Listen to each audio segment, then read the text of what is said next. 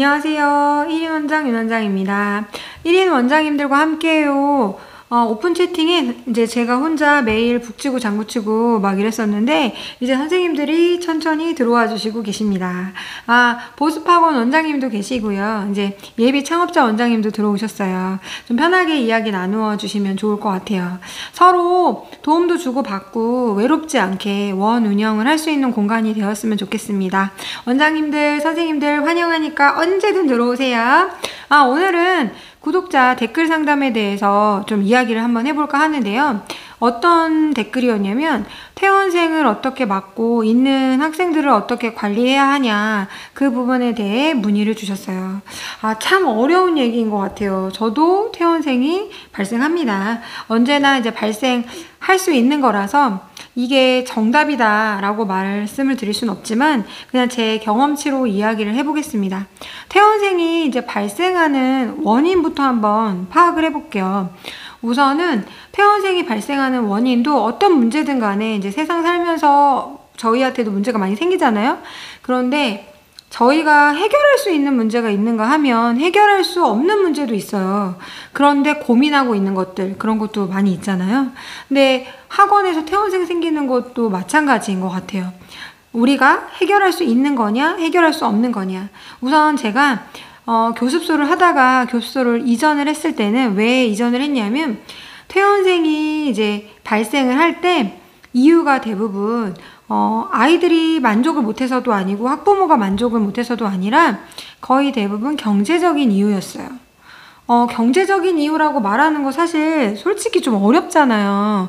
제가 돈 때문에 못 다닙니다 이렇게 말하는 거 어려운 건데 거의 대부분 경제적인 이유로 아이는 되게 좋아하고 하고 싶어 하는데 좀 어려워서 다닐 수 없게 됐다 뭐 이런 얘기를 많이 하셔서 저는 이제 과목이 또 과학이다 보니까 좀 후순위로 물릴 수도 있거든요.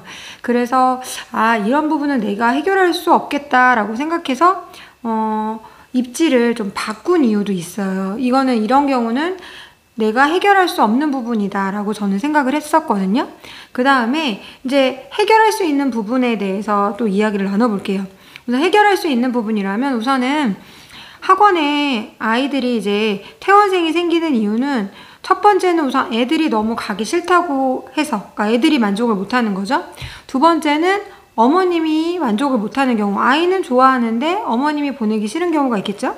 세 번째는 엄마도 보내기 싫고 아이도 보내기 싫다.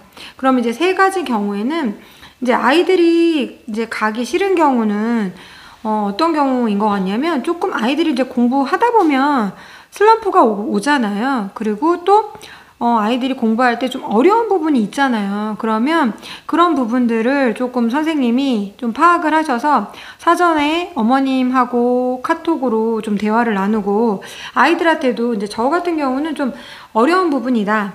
아니면 좀 아이가 슬럼프가 좀 왔다. 그럼 좀 숙제를 조금 덜 내준다거나 아니면 어려운 부분이라면 애들한테 이거는 너만 어려운 게 아니야. 다 어려워. 그러니까 너무 고민하지 않아도 돼. 또 하면 돼. 막 이런 식으로 얘기해 주거든요. 그리고 어머님한테도 카톡으로 이 부분은 어렵다. 그래서 아이가 좀 힘들어할 수 있는데 많이 힘들어하면 저한테 말씀을 해주세요. 이런 식으로 톡을 보내드려요.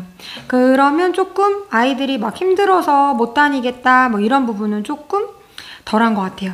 그 다음에 또 부모님이 우리 원에 애를 보내기 싫을 때 그런 경우는 사실은 이제 원에 보내는 거는 우리 아이의 성장을 위해서 보내는 거잖아요. 그렇기 때문에 이런 성장 과정에 대해서 어머님이 보고 있지 못한다고 생각하는 경우에 그럴 수 있다라고 생각을 하거든요.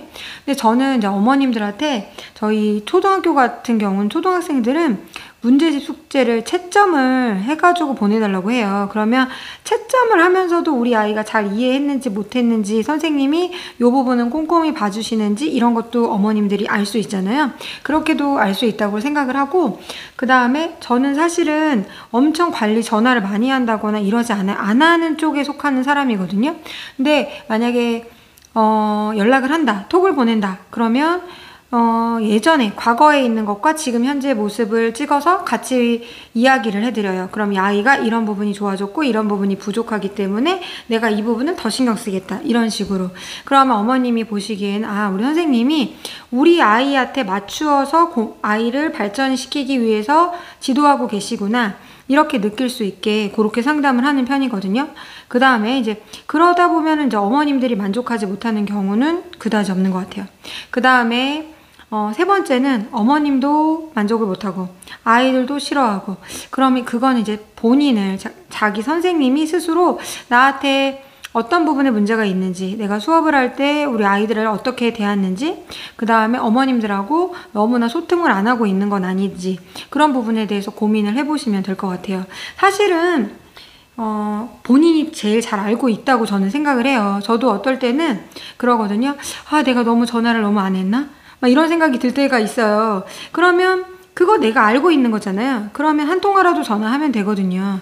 그러니까 이거는 퇴원생이 발생되는 이유는 정말 많아요. 이유가 100이면 100개도 만들 수 있는데 내 탓이다라고만 생각하지 마시고 내가 해결할 수 있는 문제, 해결하지 못하는 문제를 좀 나눠보시고, 그 다음에 해결할 수 있는 거, 그 다음에 나를 좀 객관적으로 좀 바라보시다 보면 우리 원의 문제점이 뭘까 보이지 않을까 생각이 듭니다. 조금이라도 도움이 되셨으면 좋을 것 같아요. 감사합니다.